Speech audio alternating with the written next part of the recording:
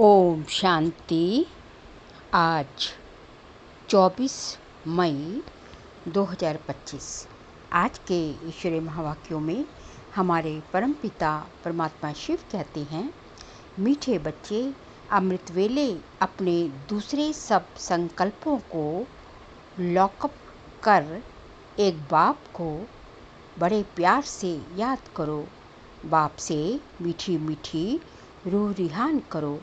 अमृत वेले अपने दूसरे सभी संकल्पों को बंद कर एक बाप को बड़े प्यार से याद करो। बाप से मीठी मीठी रूह रिहान करो। बाबा कहते हैं कि अमृत वेले का टाइम जो है वो जो है सबसे अच्छा टाइम है, और उस वक्त जो है आप जो है बाबा जो है सबको जो है अमृत बरसाते हैं। बाबा सबको करंट देते हैं, बाबा सबको शक्तियाँ बांट रहे हैं। तो उस टाइम जो है अपने सभी संकल्पों को लॉकअप मतलब होता है कि लॉकअप में बंद करते हैं किसी मुजरिम को। तो इसी तरह बाकी सभी संकल्पों को हमने लॉकअप कर देना, गॉड्रेज का ताला लगा देना है, और केवल जो है एक बाप की ही याद, बाप को याद करने का ही संकल्प, बाप को बड़े प्यार से याद करने का ही संकल्प जो है हमारे मस्तक पटल पे, हमारे जो है मनन चिंतन में रहना चाहिए जो है। तो इसी से जो है हमारे पाप भी कटेंगे, हमारी बीज रूप स्थिति भी होगी, और जो है सभी तरह के हम जो है उससे जो है विकर्म हमारे विनाश होते जाएंगे। और साथ साथ जो है इसके साथ साथ जो है एक तो इतनी जो है गहरी याद जो है, इतनी डीप जो है बाबा की याद जो है करनी है, जिससे कि हमारे जन्म जन्मांतर के जो पापों का बोझा सर पे है वो जो है पाप कटते जाएंगे। और दूसरा जो है बाप से मीठी मीठी रूह रिहान करनी है, बाप से अपनी सुनानी है, बाप की सुननी है। तो ये मीठी मीठी चिटचाट भी जो बाप से करनी है। फिर जो है प्रश्न है, तुम बच्चों की हर बात में अर्थ है, अर्थ सहित शब्द कौन बोल सकता है? उत्तर है, जो देही अभिमानी है वही हर बोल अर्थ सहित बोल सकता है। बाप तुम्हें संगम पर जो भी सिखलाते हैं वह अर्थ सहित है। देह अभिमान में आकर मनुष्य जो कुछ बोलते हैं वह सब अर्थ के बिना अनर्थ है। उससे कोई फल नहीं निकलता, फायदा नहीं होता। बाबा कहते हैं कि जो आत्म अभिमानी स्थिति में रहकर जो भी आप बोलेंगे, कर्म करेंगे, संकल्प करेंगे, वही जो है सबसे श्रेष्ठ संकल्प, श्रेष्ठ बोल, श्रेष्ठ कर्म होंगे, उनका अर्थ सहित होंगे। लेकिन जो बाकी जो है अपने को शरीर समझ के, देह अभिमानी समझ के जो भी कुछ बोलते हो, करते हो, सोचते हो, वो सब जो है क्या हो जाएगा, अर्थ का अनर्थ होता जाएगा। उससे कोई फल निकल नहीं सकता, कोई फ़ायदा हो नहीं सकता। फिर गीत बजा, नैनहीन को राह दिखाओ प्रभु। ओम शांति। ये सब गीत आदि हैं भक्ति मार्ग के। तुम्हारे लिए गीतों की दरकार नहीं है, कोई तकलीफ़ की बात नहीं। भक्ति मार्ग में तो तकलीफ़ बहुत है, कितनी रस्म रिवाज चलती है, ब्राह्मण खिलाना, ये करना, तीर्थों आदि पर बहुत कुछ करना होता है। यहाँ आकर सब तकलीफ़ों से छुड़ा देते हैं। यहाँ तो बस एक ही काम करना है, बाबा से मीठी मीठी बातें करनी है, और बाबा को बड़े प्यार से जो है याद करना है। इसमें कुछ भी करना नहीं है, मुख से शिव शिव भी नहीं बोलना है। ये कायदे मुजिम नहीं है, इनसे कोई फल नहीं मिलेगा। बाप कहते हैं कि मुख से नहीं बोलना, अंदर में समझना है, मैं आत्मा हूँ। बाप ने कहा है हमको याद करो, ये समझना है। अंतर्मुखी हो, बाप को ही याद करना है। तो बाप प्रतिज्ञा करते हैं, तुम्हारे पाप भस्म हो जाएंगे। ये है योग अग्नि, जिससे तुम्हारे विकर्म विनाश हो जाएंगे। फिर तुम वापस चले जाएंगे। हिस्ट्री रिपीट होती है। ये सब अपने साथ बातें करने की युक्तियाँ हैं। अपने साथ रूरिहान करते चलो। बाप कहते हैं, मैं कल्प कल्प तुमको ये युक्ति बताता हूँ। ये भी जानते हैं धीरे धीरे ये झाड़ वृद्धि को पाता जाएगा। माया का तूफान भी इस समय है, जबकि मैं आकर तुम बच्चों को माया के बंधन से छुड़ाता हूँ। सतयुग में कोई बंधन होता नहीं। ये पुरुषोत्तम युग भी अभी तुमको अर्थ सहित बुद्धि में है। यहाँ हर बात अर्थ सहित है।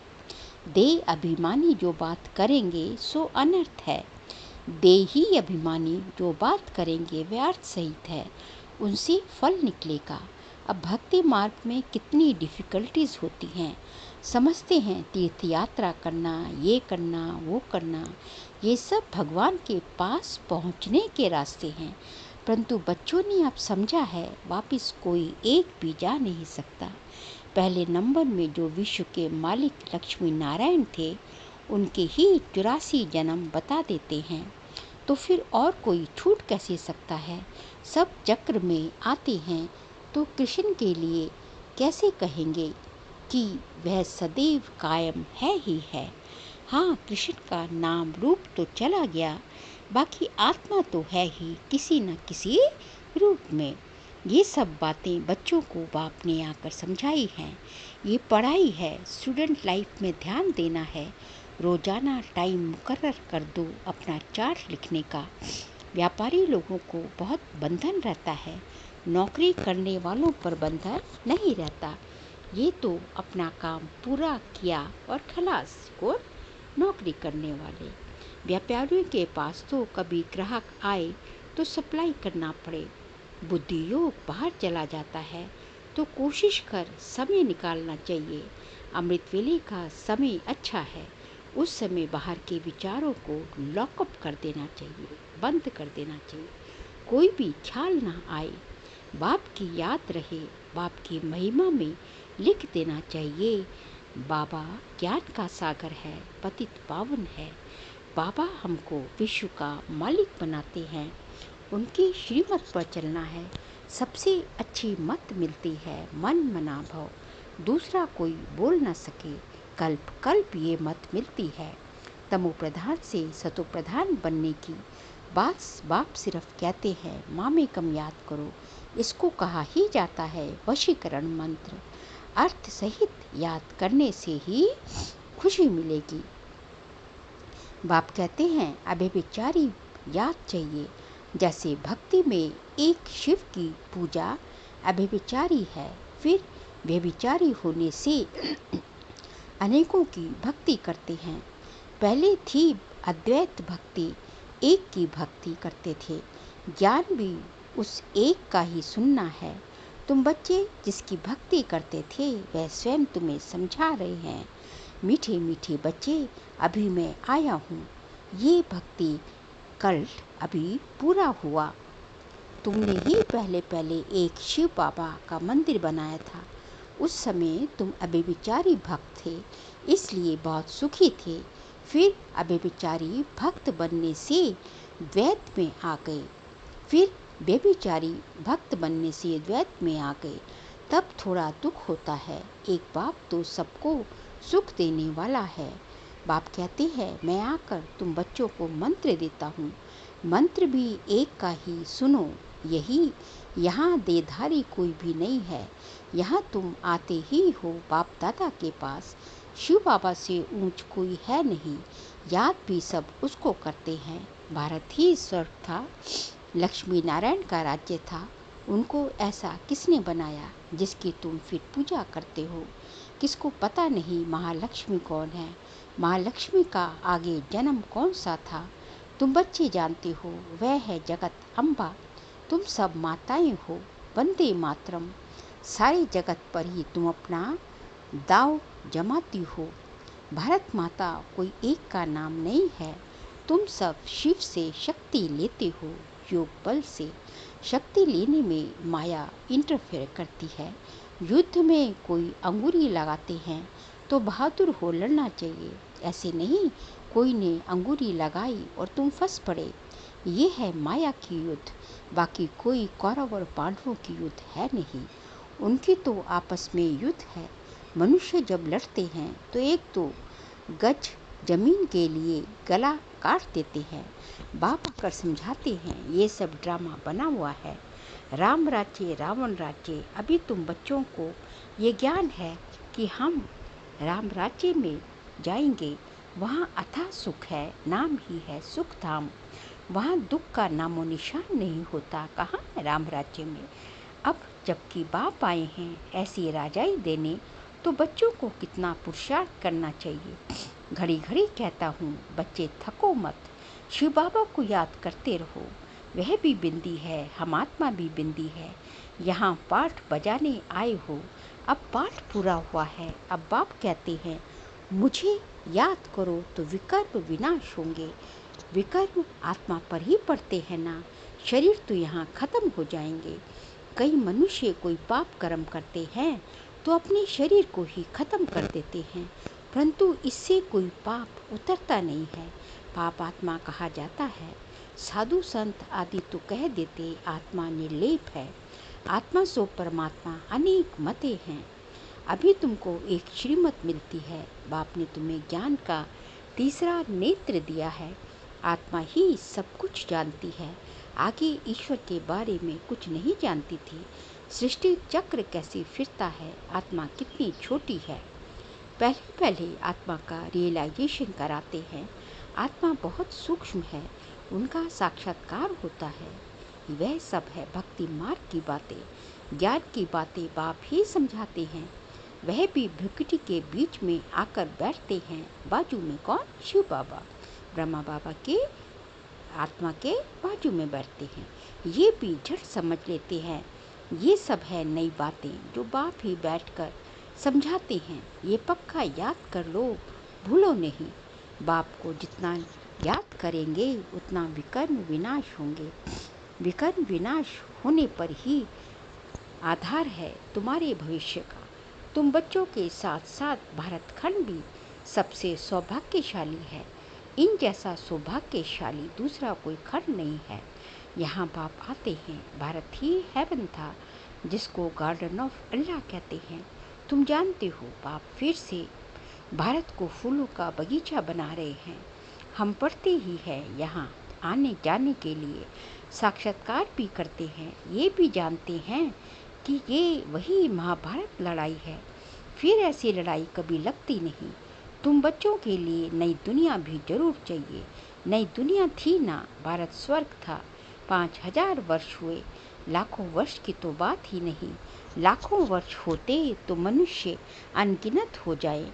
ये भी कोई की बुद्धि में नहीं बैठता कि इतना हो कैसे सकता है, जबकि इतनी आदमशुमारी नहीं है। अभी तुम समझते हो, आज से 5000 वर्ष पहले हम विश्व पर राज्य करते थे और खंड नहीं थे।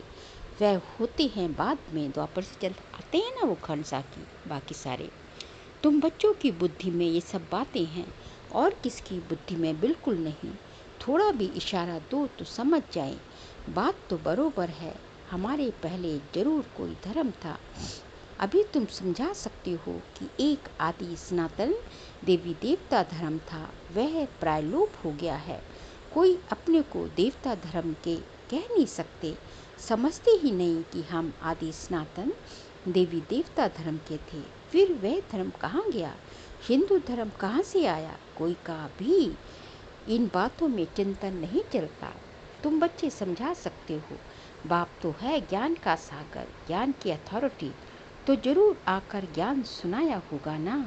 ज्ञान से ही सद्गति होती है, इसमें प्रेरणा आदि की तो कोई बात नहीं। बाप कहते हैं जैसे अब आए हैं वैसे कल्प कल्प आता हूँ। कल्प बाद भी आकर फिर सब बच्चों से मिलेंगे। तुम भी ऐसे चक्र लगाते हो, राम राज्य लेते हो फिर गवाते हो।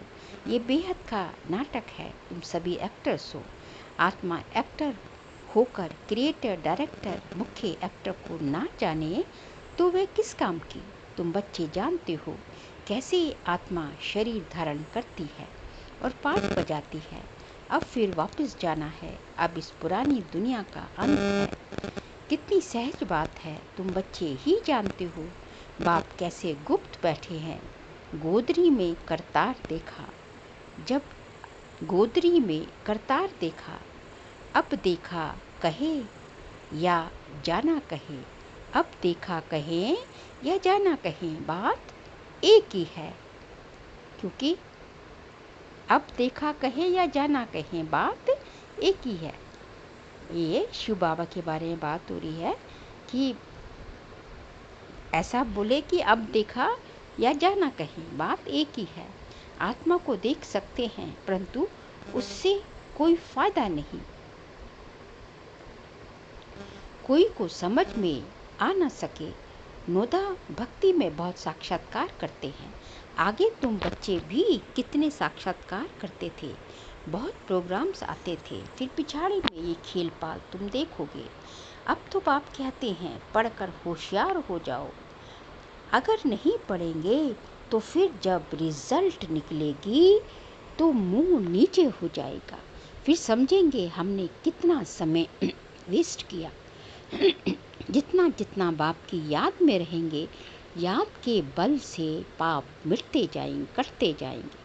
जितना बाप की याद में रहेंगे उतना खुशी का पारा भी चढ़ता जाएगा। मनुष्यों को ये पता नहीं कि भगवान को क्यों याद किया जाता है। कहते भी हैं तुम मात पिता हम बालक तेरे, अर्थ नहीं जानते। अभी तुम जानते हो, शिव के चित्र पर समझा सकते हो। ये ज्ञान का सागर पतित पावन है, उनको याद करना है। बच्चे जानते हैं वही बाप आया है सुख घनेरे का रास्ता बताने। ये पढ़ाई है, इसमें जो जितना पुरुषार्थ करेगा उतना ऊंच पद पाएगा। ये कोई साधु संत आदि नहीं जिनकी गद्दी चलती आई हो, ये तो शिव बाबा की गद्दी है। ऐसे नहीं ये जाएगा तो दूसरा कोई गद्दी पर बैठेगा। बाप तो सबको साथ ले जाएंगे। कई बच्चे व्यर्थ ख्यालातों में अपना समय वेस्ट करते रहते हैं, सोचते हैं खूब धन इकट्ठा करें, पुत्र पोतरे खाएंगे, बाद में काम आएगा। बैंक लॉकर में जमा करें, बाल बच्चे खाते रहेंगे। परंतु किसको भी गवर्नमेंट छोड़ेगी थोड़ी।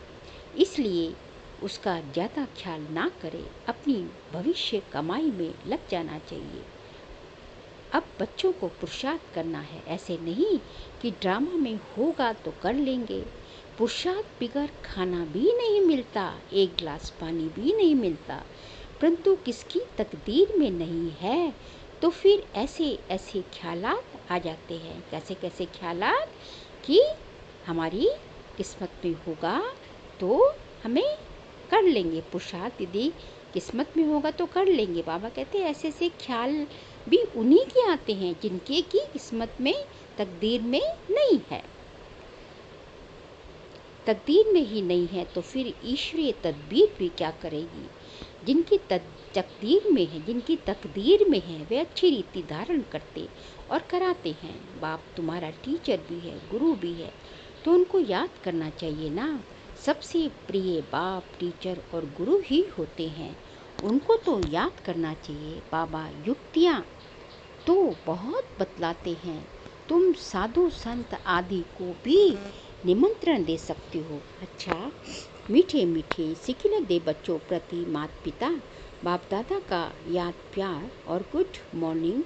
रूहानी बाप की रूहानी बच्चों को नमस्ते। हम रूहानी बच्चों की रूहानी बाप दादा को नमस्ते नमस्ते नमस्ते। सार के लिए पॉइंट है, पुरुषार्थ कर अपनी भविष्य कमाई में लग जाना है। ड्रामा में होगा तो कर लेंगे, ये कहकर पुरुषार्थहीन नहीं बनना है।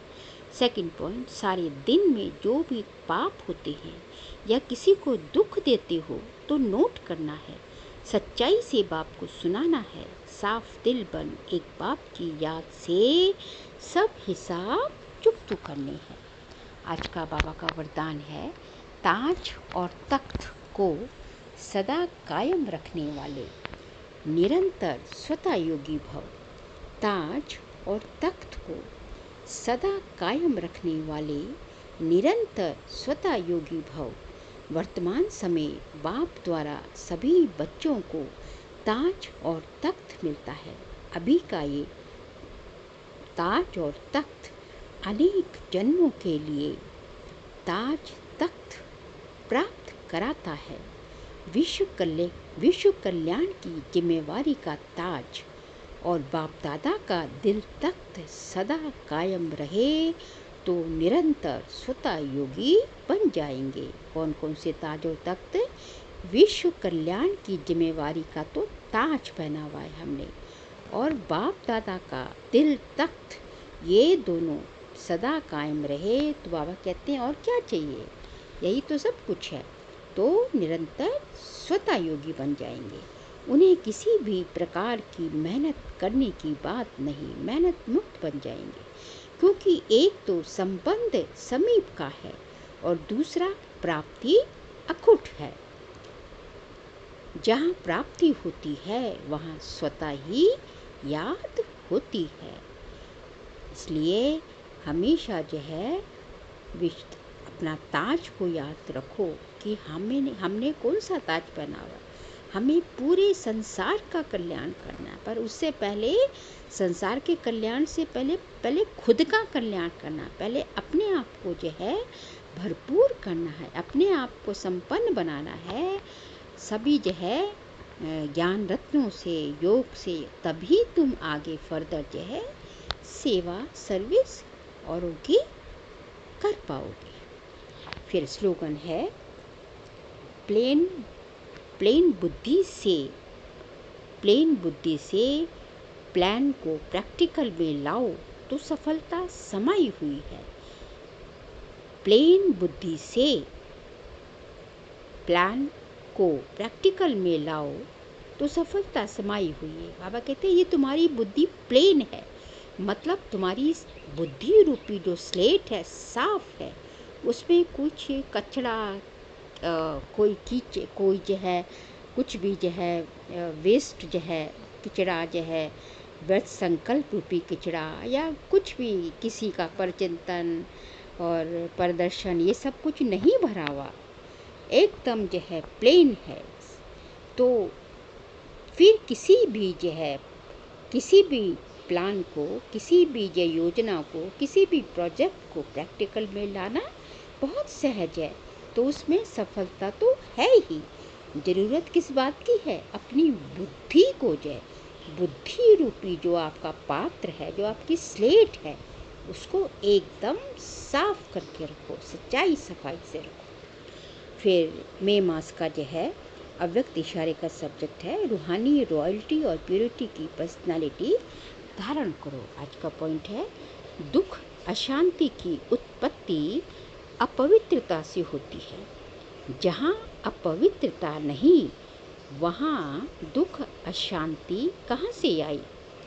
आप सब पतित पावन बाप के बच्चे मास्टर पतित पावन हो, तो जो औरों को पतित से पावन बनाने वाले हैं वह स्वयं तो पावन होंगे ही। ऐसी पावन पवित्र आत्माओं के पास सुख और शांति स्वतः ही है। सबसे बड़ी महानता है ही पावन बनना। आज भी इसी महानता के आगे सभी सर झुकाते हैं। बाबा कहते हैं कि दुख अशांति की उत्पत्ति कहाँ से होती है? अपवित्रता से। अपवित्रता किसी भी तरह की, जैसे कि जो है इच्छाएं होना जो है, ये सब भी अपवित्रता ही है, क्योंकि जहाँ इच्छा होगी जो है वहाँ दुख शांति भी आती जाएगी। तो जहाँ पवित्रता है वहाँ दुख शांति आ ही नहीं सकती। तो सबसे बड़ी महानता बाबा कहते हैं पावन बनना, पवित्र बनना। और आज तक भी पवित्रता का गायन इतना है कि हम सब देखते ही है कि साधु सन्यासियों के आगे सब जाके क्या करते हैं? माथा टेकते हैं, सर झुकाते हैं। तो इसलिए हमें क्या करना है? हमें जो है पवित्रता जो है हमारे संकल्प तक भी पवित्र होंगे है, इतनी प्योरिटी हमें धारण करनी है। अच्छा, ओम शांति।